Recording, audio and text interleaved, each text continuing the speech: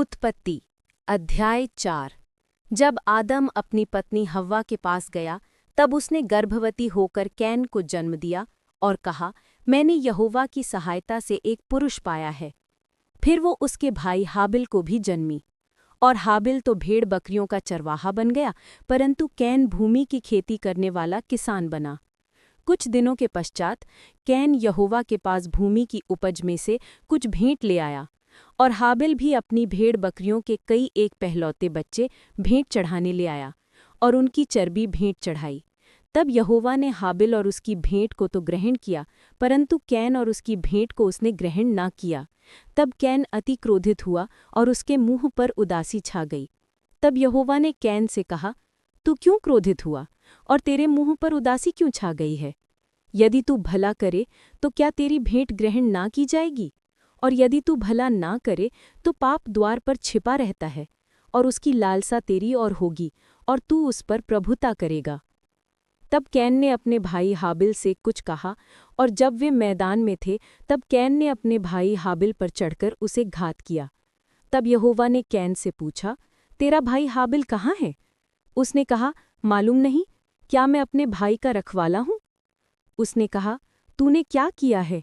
तेरे भाई का लोहू भूमि में से मेरी ओर चिल्लाकर मेरी दुहाई दे रहा है। इसलिए अब भूमि, जिसने तेरे भाई का लोहू तेरे हाथ से पीने के लिए अपना मुंह खोला है, उसकी ओर से तू शापित है। चाहे तू भूमि पर खेती करे तो भी उसकी पूरी उपज फिर तुझे ना मिलेगी, और तू पृथ्वी पर बहतू और भगोड़ा होगा। तब कैन ने यहोवा से कहा, मेरा दंड सहने से बाहर है। देख, तूने आज के दिन मुझे भूमि पर से निकाला है, और मैं तेरी दृष्टि की आड़ में रहूंगा और पृथ्वी पर बहतू और भगोड़ा रहूंगा, और जो कोई मुझे पाएगा मुझे घात करेगा। इस कारण यहोवा ने उससे कहा, जो कोई कैन को घात करेगा उससे 7 गुना पलटा लिया जाएगा। और यहोवा ने कैन के लिए एक चिन्ह ठहराया, ऐसा ना हो कि कोई उसे पाकर मार डाले। तब कैन यहोवा के सन्मुख से निकल गया और नोद नाम देश में, जो अदन के पूर्व की ओर है, रहने लगा।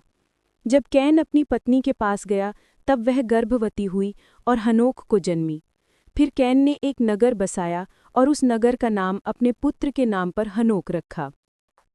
और हनोक से इराद उत्पन्न हुआ, और इराद ने महूयाएल को जन्म दिया, और महूयाएल ने मतूशाएल को, और मतूशाएल ने लमेक को जन्म दिया।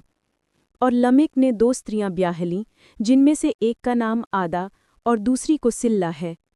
और आदा ने याबाल को जन्म दिया। वह तंबुओं में रहना और जानवरों का पालन, इन दोनों रीतियों का उत्पादक हुआ। और उसके भाई का नाम यूबाल है।